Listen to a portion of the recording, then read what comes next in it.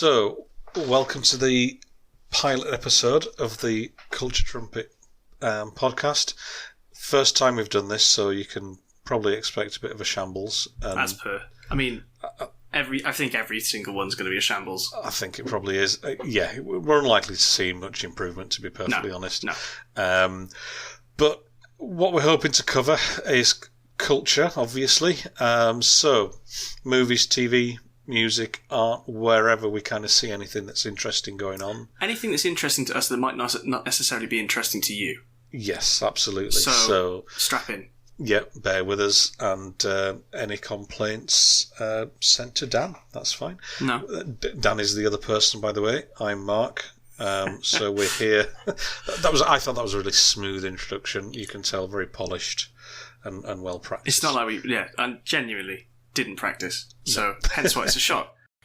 So in general, just general culture stuff and anything that we can shoehorn into that bracket, however tenuously it might be, on a kind of, let's say weekly, but it might be fortnightly, it might be monthly. I mean, that's a commitment, man. I mean, I'm not willing to make that commitment just at yet. Some point in the future, there might be a second one.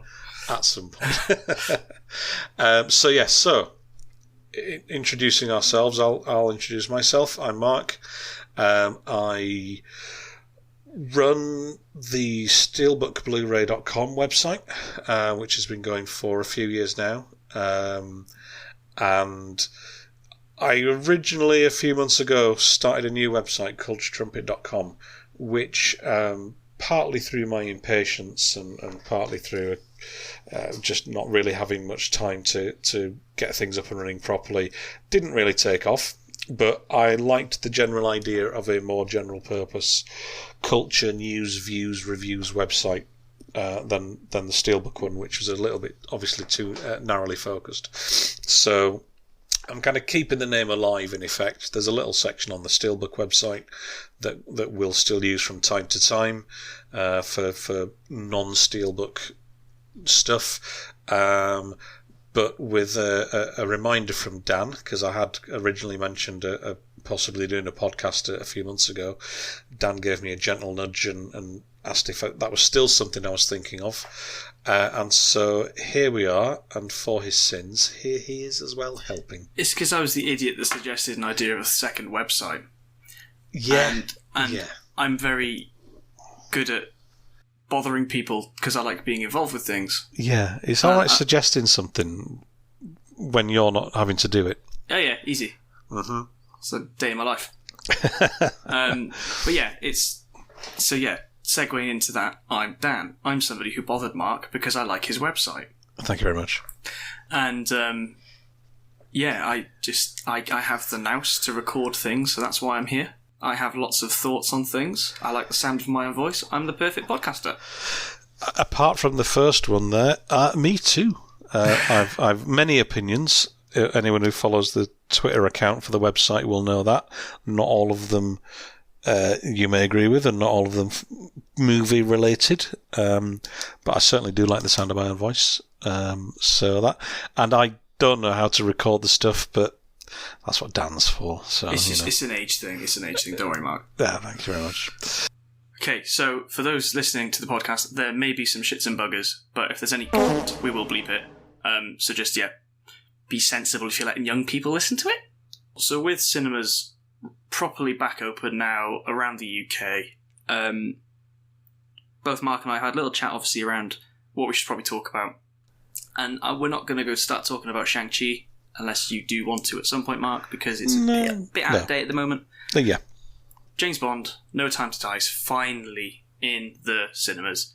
And from what I've seen, it's doing quite well. Mark, discuss. Okay. Yes, it is.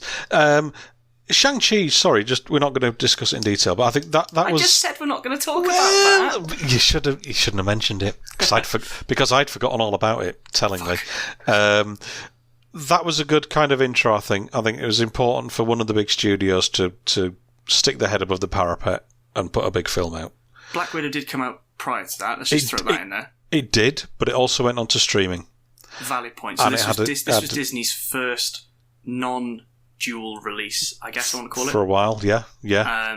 So yeah, you're absolutely right. So that was an important test. Black Widow came out. It had a stonking first weekend and then dropped off pretty rapidly after that. Obviously, they'll have made their money back because of the premium access on Disney Plus, but it wasn't what you would call one of their biggest hits. I think Shang-Chi, for the circumstances, has done incredibly well. Obviously, similar to Black Panther, I think it probably managed to bring in maybe a new segment of the audience that may have felt underrepresented before. It had some fantastic action, the good stuff. It didn't. Who are we to comment? But it didn't feel like it patronised demographics. Yes. And from what I've read, because again, who are we to comment? It sounds like it's been received incredibly well. Yeah. Yeah, I think so. You're right. We're kind of speaking from a place of what the fuck do we know, but in general terms, I think it's done.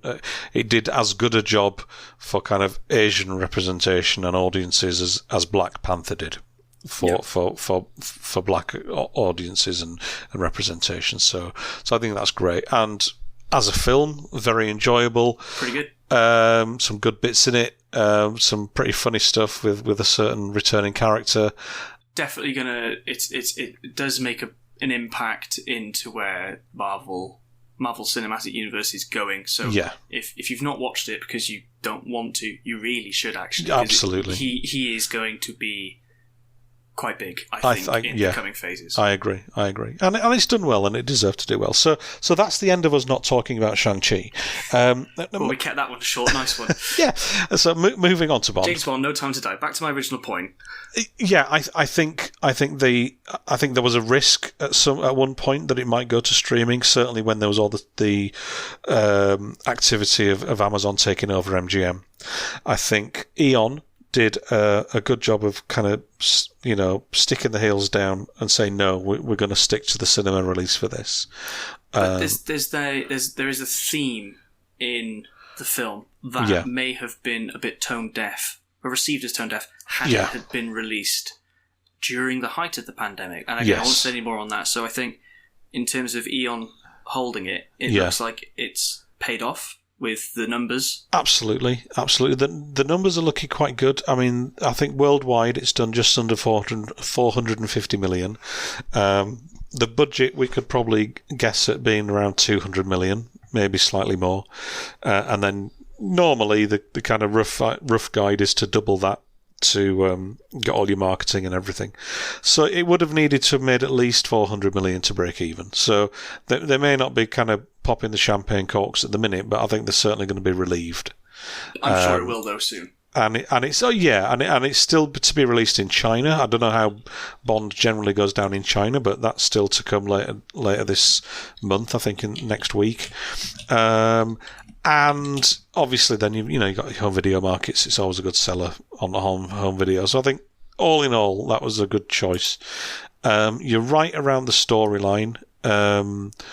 I think they also, other films and studios may have gone, well, look, let's do a bit of editing. Let's kind of maybe clean that up a little bit. Let's do some reshoots, whatever, because they've obviously had the time. It's too much of this particular film. It would have been too much to have redone it's the whole thing. Yes, exactly. So, but a studio, any other kind of film where they'd had this kind of a year essentially, may well have been tempted to go back in and start tinkering and so on. So, I think congratulations and pats on the back for everyone to kind of stick in with the film that they made and just waiting for the right time. And it looks like it was the right time. It was worth it as well for a fan.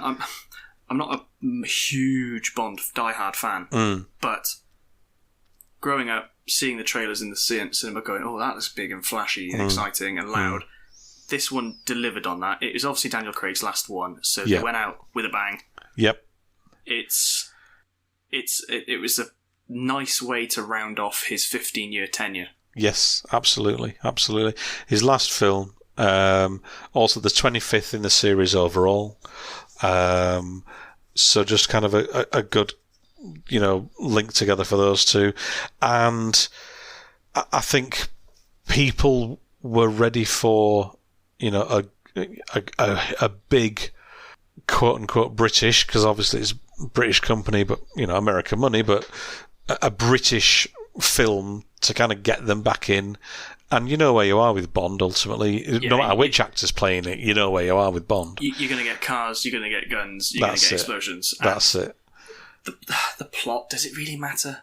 I mean, this one had a plot. It did. And I know, Quantum of Solace gets a lot of stick for the script issues, which they had because they're in production in the middle of a writer's strike. And obviously Spectre is not as good as Skyfall. But I think the 5 films as a whole are the kind of work to improve each other, if you know what I mean. Yeah. Because the kind of plot threads that this picks up from all the films, but certainly I was quite surprised how the other films were picked up, and it does tie it off very nicely, actually. It does, and it's like watching them again afterwards, because I'd already kind of done a run through over the last few weeks anyway, just before watching this one, and then after this one finished, I actually went back to Quantum of Solace again,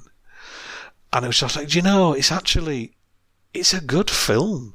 I mean, it's not a great film, and of the 5 Craig films, it's the weakest, but there are bits that are set up in Quantum of Solace which then are obviously lead into things like Spectre, where Quantum is one of many groups under Spectre kind of thing, and we see more of Mr. White and his involvement in everything and all that kind of thing.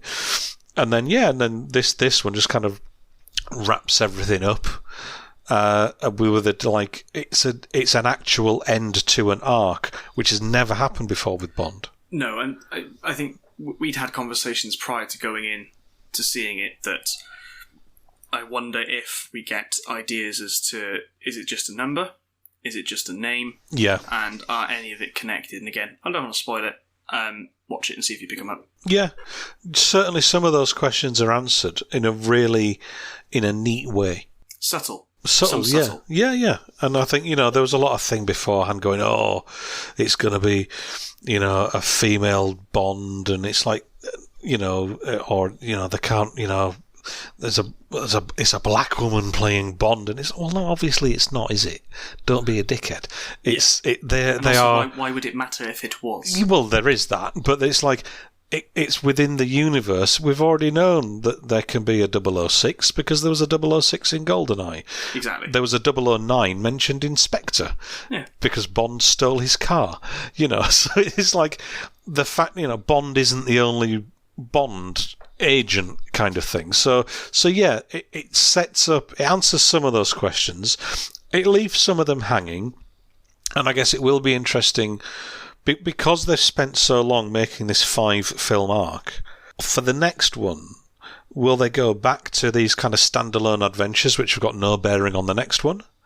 Or will they go, well, this worked really well, so we're new actor and everything, but we're going to do that again. We're going to plan out a series, 3 or 4 or 5, however many, of interlinking stories and try that again because it worked really well this time. So yeah, I'm interested to see where they go with it now. What do you think of when you were back in the cinema itself then? Yeah. How was that kind of experience with a crowd and all that? It was exciting. One, because it was, like I say, a big blockbuster. Yeah. Secondly, it was nice to see something so busy. Yeah. Being where I'm from, rules are still not as relaxed as other places in the UK. Mm-hmm. So it was nice to see that there was a big draw. But one thing that I have been annoyed at with the cinema in the last few occasions I've been to is the amount of talking, rustling, and people on their phones in the theatres that I've never experienced before. And so much to the point where people in our group and other people in the cinema have turned around and been quite blunt to these people. And maybe that's because we've been spoiled with watching things at home. I think that's the case, yeah. But I can't remember in my years of going to the cinema people being that blasé about annoying everyone. But that's just an aside. No, I get that. I mean, this wasn't the first one I've seen kind of back in the cinema. I did go and see under duress Peter Rabbit 2. You told me you loved it and it was the best thing you've ever seen in the cinema, so don't give me that crap. I'm a James Corden fan, what can I tell you? Oh, that's not staying in. And I've also seen A Quiet Place 2. Nice. So which was good in the kind of that kind of, it's the kind of film you want to see with the crowd, you know. So both of those were interesting. Obviously, kids in the Peter Rabbit film are a little bit restless and so on, but which is okay, which is fine. That's what you expect. The problem I had, the biggest annoyance I had, and with this, I haven't even planned this. It's going to segue beautifully. During Halloween Kills, which I saw a couple of days ago, people brought the contents of Tesco and it was to the point where people were turning around and going, "Why are you here? You're not watching it. You're not enjoying it." And there were people laughing at certain scenes that weren't funny and talking quite loudly during some really suspenseful moments, and that really ruined it for me. So I am very much looking forward to seeing that again in the comfort of my own home. Definitely. It's a weird one, you know. I think as much as I was chomping at the bit to see No Time to Die in the cinema, and Dune is next on my list, there is a lot to be said for watching a film at home without dickheads around you, basically. 100%. And again, I think that's down to, we've been spoiled over the last 2 years that some big things have been released for you to watch at home. Yeah. But I mean, would I have liked to have seen Halloween Kills at home before going to the cinema? Probably not. Because that's one of the releases this year that I've been the most excited to see. And it suffered because it was the middle of a trilogy. Yeah. That it didn't progress much story, but boy did it deliver on Michael Myers going around f***ing people up. Yeah. Well, you're right, yeah. It was one of those. I thought that the 2018 film was absolutely fantastic. This one, you're right. It doesn't match the first one.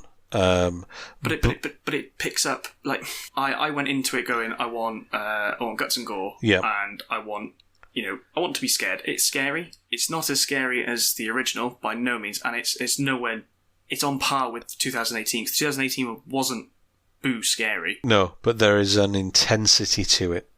It doesn't stop. And Jamie Lee Curtis was saying this in interviews. It's intense from the moment it starts. Yeah. Because there's flashback scenes, and you go back into John Carpenter's original, which was really cleverly done. Really well done, yeah. And then it just carries on. Yeah. My issues with it were script. I thought was a bit poor. Yep. Their commentary on gang mentality in the United States, I thought was completely tone deaf and irrelevant. It was just kind of really kind of evil dies tonight. Well, it didn't, did it? No, but it was just really kind of like tone deaf, I guess is the right phrase, but just like kind of thick-headed, like so bluntly done. It was unsubtle. Yes. It was like being smacked in the face with a brick of like, look how socially aware we are. We've got some commentary to make about not really the franchise to be doing. It isn't. And if you're gonna do it better than that, or just don't bother. It doesn't need it. So either do it properly or don't bother. But I thought the intensity's there. Absolutely, they're not scary films to me. They're not scary films. But the one that the 2018 one did, and the one that this does, is this relentless kind of tone and intensity to it. I thought the sequence near the beginning of him coming out of the burning house with the fire crew was phenomenal. I mean, it was just like this unstoppable murder machine. The bit that made me laugh, and I did chuckle to myself in the cinema, was he's obviously standing there with one of his one of the fire guys' implements. Yeah. And then it pans to 4 or 5 different firefighters, each with a new weapon. Yes. And I was there going, that's going to be in you in a second. Yeah. One of them's there with an angle grinder kind of thing. One of them's there with an axe.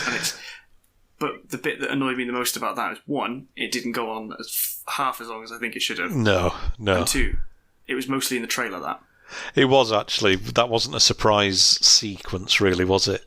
But I thought that was great. I loved that. It sets the tone as to what you're going to get with absolutely. him. And he is just mental in this. Yeah, and I think, again, without giving away too much of the ending, I liked how the kind of... And so I don't know if the dialogue's in the film, I can't remember, but there's certainly dialogue in the trailer about he kind of... The more he kills, the more he transcends, whereas almost like he's becoming this kind of elemental force of nature. Which, to me, is annoying, because I've said to all of my friends and everybody I've spoken to about this reincarnation of the film is... Yeah. I've liked... It's scary to me because it's quite grounded in reality in the sense of this is a serial killer. Yeah. There's nothing movie monster about it. It's not Freddy, it's not Jason, sure. It's not any of those guys. Okay. A bit like Saw. He's a human being. Yeah. He's kidnapped people, he's tortured people, he's murdered people. And that's what I liked about this incarnation of Halloween was he's a bloke with a knife, hell-bent on making people die. Whereas this sequel kind of changes it a little bit. I guess there's a question, or introduces the concept or possibility that there's maybe something more supernatural going on. And we'll find out next year. Yeah. No, I understand. I get what you mean. Personally, I kind of like that. Whatever you do to him, he's going to get back up and f*** you up.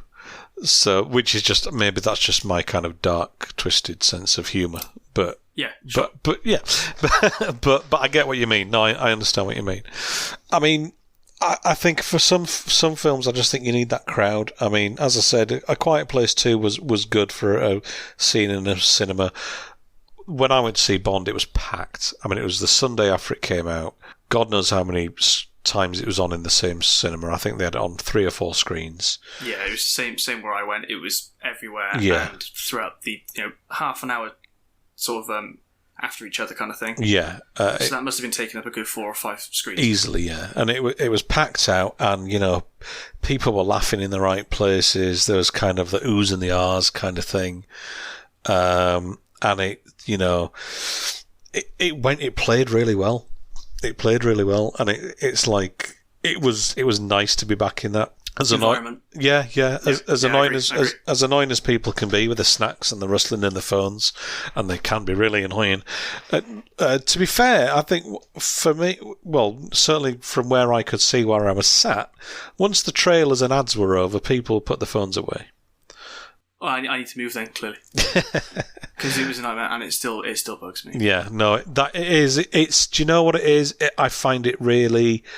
Oh God, hang on a minute. It's for me.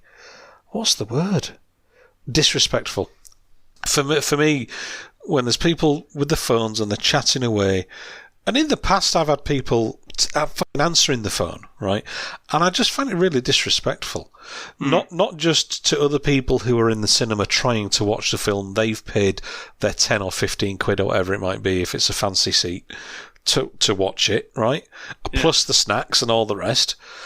But to the filmmakers as well, you've got people who, not just the stars, but you've got the set people, the camera people, the tea ladies, whoever it might be, have worked really fucking hard to make this film all around the world, etc., for your entertainment. You've now paid your money, and you're sat in a room full of other people who paid your money. The least you could do is shut up for 2 hours and watch. I think it comes from sometimes a level of entitlement that I have paid my money, therefore I will view it how I wish. Yeah, well, watch at home then. Do you know what I mean? It does really annoy me. Sorry for the language here. The bleeper machine is going to be going overtime. So, again, you say at home, it's a lovely segue maybe into the last couple of little bits of commentary on our first pilot episode. Yes. We've had a little chat about some things we should talk about, and moving to Disney+. Yes. I've realised that the day that we've recorded this, which is the 19th, this will say how long it's taken us to edit it. Yeah, yes. As of the 19th of October, Only Murders in the Building has finished, and I've got the 2 to watch. Okay. That's okay. As a TV show I knew nothing about, but I'm a big fan of Steve Martin. Yeah. I've thoroughly enjoyed it. That's a bit strong. I thoroughly enjoyed the first 2 episodes. It petered off a little bit, and now it's just picked right back up again. Yeah. I have loved the whole thing. I saw this morning that they'd actually dropped the final 2 episodes together. So I was able to watch one before work, and I've got the last one still to watch, which I'll be watching tonight. So I'm sure that if we do number 2, we'll talk discuss about it properly then. I think it's been fantastic. I knew nothing about it. I think I was vaguely aware that it was being made. I was aware that Steve Martin and Martin Short were working together. Yeah. But in what capacity, I didn't know until my wife and I sat down, scrolled through Disney Plus, and went, ooh, I think I know what this is. Yeah. Let's give it a go. That's it. So, I mean, I've been kind of unaware of what they've been up to for a while, but apparently they work together all the time. They've been kind of as almost a double act. They do like stage shows and stuff. Okay. I think there's a special on Netflix which is them doing a comedy show on stage. Okay. But they're kind of firm friends, and they have been for years. And I think this kind of project came along that gave them the chance to work together on a TV show. So I vaguely remember reading, that they were doing something on a new project. And then, like you, I just kind of turned on Disney Plus one day and it's, I like those 2. And you're right, it's like, that looks interesting. And the first couple, brilliant, and I've kind of loved it all the way through. I think the episode from a couple of weeks ago, the silent episode, that was brilliant. There's been a few episodes of television recently that they've done a trope like that. Yeah. It's like it's meant to look like a one shot, or there's been a gimmick, let's say. Yeah. And once you clock on, you go, ha ha ha ha. And do you know that one really? I don't know if you're familiar with Inside Number 9. Is that a show you watch? Big fan. So that season 1 episode, A Quiet Night In, with the 2 burglars who were trying to break in. Yeah, fantastic. And again, that's almost silent. I believe that's the first episode. Was it the first one? I have a feeling that I remember starting to watch it, and it was that one. Yeah. So I think I wondered. I was watching the Only Murders, thinking, I wonder if they've seen Inside Number 9, and kind of got the idea from that. But I think the way it's done, very cleverly done. Clever. Even if they got inspiration from Inside Number 9, they kind of made a great spin on it. Well, the bit that made me chortle and snort was the Scrabble game. And we won't say any more. The Scrabble game in that episode is absolutely hilarious. It's just fantastic. I've really enjoyed it. I think the other day it's been picked up for season 2. That was going to be my next question, because I haven't seen anything about it, so I'd be curious. I believe it has. Having not seen the ending, obviously, I've no idea. Don't know how that's going to happen. Yeah, exactly. But anything they do, I'll watch. I would think that somebody else would get murdered then. Potentially. Because they're only investigating murders in the building. Yeah, unless they do a thing where it's almost like an anthology, where it's a completely different thing, but it's just those 2. It has to be Martin and Short. Yes, yeah, exactly. So I wonder if it's either a very murdery building, or they give them something different. It's worth a watch if you've not started. Absolutely. It's not particularly grown up either. There's some swearing, but I thought it was quite tween. Yeah, tweeny. It's not like there's a bit of swearing and violence, but nothing that a teenager couldn't handle. No. And I think I like the script. It's got a kind of very whimsical kind of script with some nice kind of punning dialogue and things like that, And again, Martin Short and Steve Martin, I'd just watch them anytime. Together. Yeah, fantastic. And you can tell they're mates. Absolutely. They play off each other, even scripted. You can tell that the timing's just been there from decades of working together. Yeah, absolutely. And also on Disney Plus, Why the Last Man has been cancelled before season 1 has even ended. Glad I didn't start it. Oh, do you know, it's good. It's good. The first couple of episodes, there's a lot to get through, obviously, introducing all the characters. But it's a nice kind of take on the kind of post-apocalyptic sci-fi. I've never read the comic book, so I don't know how accurate that is or what changes they've made. But I thought it was great, and fingers crossed it'll get picked up by someone else, and we'll get to see more. So yeah, that's a bit of a shame that's ended, but that's. So what have we got to look forward to now in the next couple of months? We've got Dune coming out now. Yep.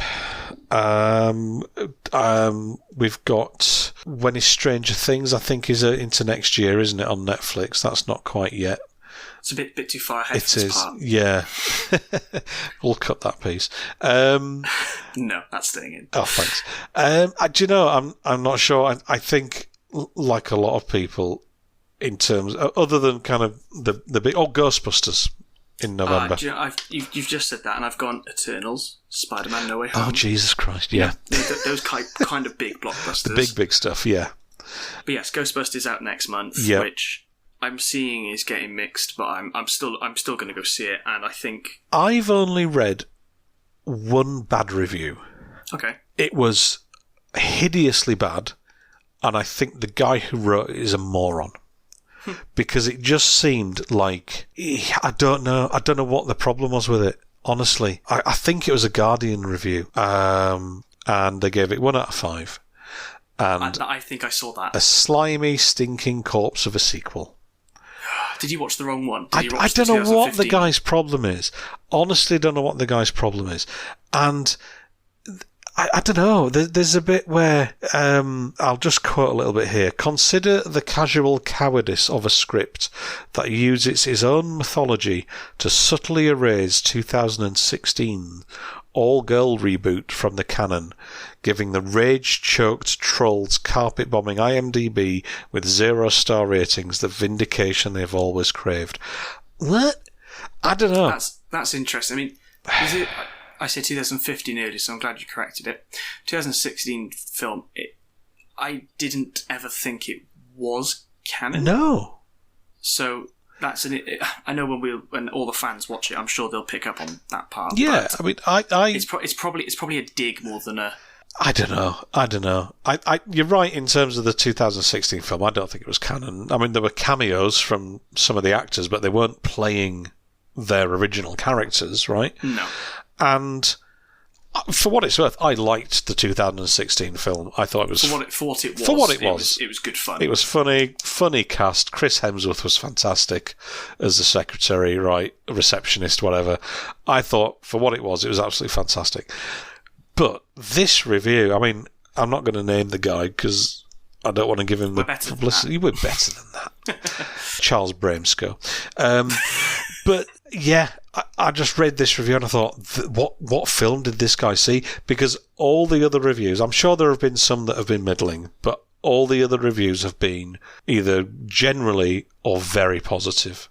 I've seen mostly it picks up very well into the story of the original two. Yeah.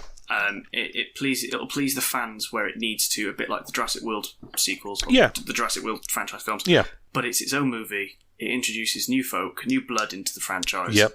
And it should have come out a long time ago, and I can't wait to see it. Yeah. I mean, that's the thing as well. I mean, sequels ultimately have got to move on. As much as it's nice to get the references and maybe a cameo from old cast members, and it looks like we'll get that from what we've seen in the trailer. But it turns into like a Peter Kay live stand-up show, the 80s. Do you remember that? Yeah, remember that? exactly. Garlic bread. Remember that? It's got to move on. To move on. And so, you know, if they're going to have these characters come back as little cameos, that's perfect. And I'll never say no to Bill Murray appearing in a film, right? No. But ultimately, you're right. They're not going to be leaping round 30-odd years later, jumping in and out the car and running up and down stairs, you know what I mean? I mean, I'd like to see it. Well, I mean, obviously, it will be quite a slow-paced film. But yeah, I think people...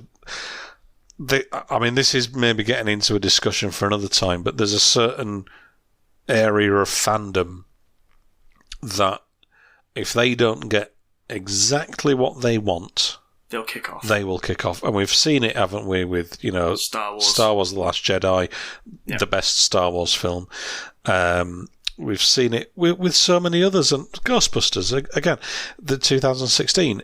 If they don't get their own way, then that's it. They'll just stomp and have a screaming fit. Exactly. You know. Welcome to the world. We live in the world where anyone can post an opinion online and make podcasts. Yeah. That's what we're doing with our opinions. These are the entitled wankers. So, yeah, and then I think, as you said, we've got Spider-Man coming up, which... You know, all the rumours are out there. I think there's not much else we can add to that. But I'm certainly looking forward to it. Yes. And in terms of the multiverse stuff, obviously we've been introduced to that a little bit in WandaVision slightly. Loki was massively brilliant. I thought that did not go the way I was expecting it to go as the series went on. I thought they did a really good job of kind of hiding the overall direction it was going in. Until the two last episodes, it was very much I don't know where this is going to pay off or how it's going to pay off. Yeah. But again. And it paid off brilliantly. It's one of those ingenious, and I can't even call it Disney genius, genius marketing ploys where you really need to have eyes on both the Disney Plus exclusives and the cinematic releases because they're catching up at an alarming rate. Yes, yeah. So I thought Loki, you're right, you just didn't know where it was going to end up, but over the last couple of episodes just really hit fantastically. And series 2 of that at some point. Yeah, but again, that's going to be interesting because that's not going to be coming along until after Spider-Man, after Doctor Strange, which are obviously those two. I suspect are going to work very closely together in terms of a multiverse storyline to cover both films, and then obviously we've got Kang appearing in Ant-Man 3. Ant-Man, yeah. So we've almost got another trilogy of films covering the multiverse stuff, and then at some point Loki. So that'll be interesting to see where Loki goes, because spoilers, at the end of Loki, that ends on a cliffhanger where he's not back where he started. Yeah. So I think they're setting up Phase 4. Obviously, they've got like the Captain Marvel sequel and a couple of other quote-unquote regular sequels. But I think with the multiverse stuff, they've clearly got a multi-film arc across 3 separate sub-franchises. It's going to be mental if they pull it off. It's going to be expensive to go and see them. It is. But you know what they did with the first 3 phases was incredible. Yep. In terms of how they kind of stuck the landing kind of thing. Long may it continue. Yeah, I think God knows what goes on inside Kevin Feige's brain, but it needs preserving in a jar. It's amazing that he's still. It's no surprise that he's still the lead, but it's amazing that it's all come from one person, really, on paper anyway. Yeah, absolutely. So, yeah. No, it's been fantastic. So, yeah, we're definitely in for a good ride there. Eternals, of course, yeah. That's an interesting one. The trailers look good, don't get me wrong, but I'm kind of still not quite sure where that's going to go and how it's going to fit into the overall I'm sure series. We'll be able to talk about it in the next episode if we've seen it in time. That's true. That is very true. But we're giving our hand away too quick. We are. But no, I think that'll be an interesting one to see how that kind of introduces a whole bunch of entirely new characters in one go. Yeah, and really established actors. Yeah. You know, you Salma Hayek, Angelina Jolie, a couple of the gents from Game of Thrones. It's going to be, again, they have to explain why they never interfered in anything for thousands of years. Yeah. Very, very well, or I'll be not happy. They better have it's going to be good. A bloody good excuse. But I was busy. I was catching up on, I don't know, Only Murders in the Building. I wonder, you're right about the actors. I think they're managing to really get some incredible actors in. And I wonder if, early on, some of them may be a little bit sniffy and snooty about it. But well, Angelina Jolie turned down a role of Wonder Woman. Oh, did she? I read that recently. Okay, right. And obviously that went on to be very, very successful. Yes, yeah. So I do wonder if she thought, maybe superhero movies are the way to go. Maybe so. We'll find out in November. We will. I think they're doing a really good job though with the casting. So as you say, they got Angelina Jolie and they got Michael Douglas in for Ant-Man, which is still blows my little brain. That is great. Now, I read a rumor the other day that Bill Murray might be in Ant-Man 3. Interesting. Which rumors, right? But sure. But our sources tell us kind of thing. But it wouldn't surprise me the way they're going with some of the other talent. You know what I mean? So yeah, they're not messing around, Marvel. When they want an actor or a certain director, and like they got Chloe Zhao and Oscar winner Chloe Zhao, when they want certain talent, they go out and get it. And I think something also tells me that they really learnt from the backlash around Edgar Wright with Ant-Man, because he's such a fan favourite that when he left, so publicly over the creative differences, and there was a big kind of fan backlash around that, and luckily I think Peyton Reed did a brilliant job with Ant-Man. He really saved that film from what could have been quite a messy kind of breakup. Sure. And I think they've learnt that maybe they should trust their directors a little bit more. Give them the freedom to, if you need to end up at point B. Yeah. As long as you get to it. That's it. Obviously it's got to look like a Marvel movie. You can't have, heads flying off all over the place. But you're right. As long as you get to the point we need you to be at, how you get happy there is up to you. Yeah, happy days. So that's looking promising. I think we've probably rambled enough at this stage. For a pilot. As we said, yeah, this is a kind of pilot. There was an idea and we've tried it out.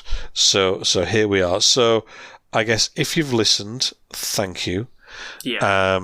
If you've not listened, don't care. That's fine. That's fine as well. That's your opinion. Yeah. That's your prerogative not to listen to two melts on the internet. If you have listened, please do give some feedback. With this is almost a kind of pilot, technical run-through, experiment. We're checking the recording works. We're checking all these kind of things. So as much as anything, it's just a test run for us. If you've enjoyed it, let us know. If there are certain kind of things you want us to cover, let us know. We do have, if we continue, there will be a bit more structure to it. We have got some ideas on how to make it a bit more bearable to listen to, so we don't waffle too much. But please give feedback. Always welcome. Mostly always welcome. And we reserve the right to ignore it as well. Exactly. And the thing I was thinking of earlier, we're doing this because it's a bit of fun. Yep. It's something that we're passionate in. We love film. We love stuff. Yep. It's in our own time. It's done for free. You might not have the same opinions as us, but that'll generate conversation. Yes. And that's the most important thing. Absolutely. As I say, send feedback. Follow the Twitter account. Please leave comments. That's fine. If you've got questions, if you've got suggestions, we're open to it. Topics, exactly. Because we need content. We need content providers is what we are. So we just need telling what content to provide. but no, if you have listened, we really appreciate it. It's been a good first go, Mark. It's not been bad, has it? It's not been bad. Well, we haven't edited it yet, but we'll see. Yeah, and it's gone without a single hitch. Yes, and all the mistakes of you not recording for 20 minutes. That's fine. Not a single hitch. Thank you very much for listening. We'll hopefully see you next time. Well, we won't see you. We're on the internet. You know what I mean? Yeah. Smooth.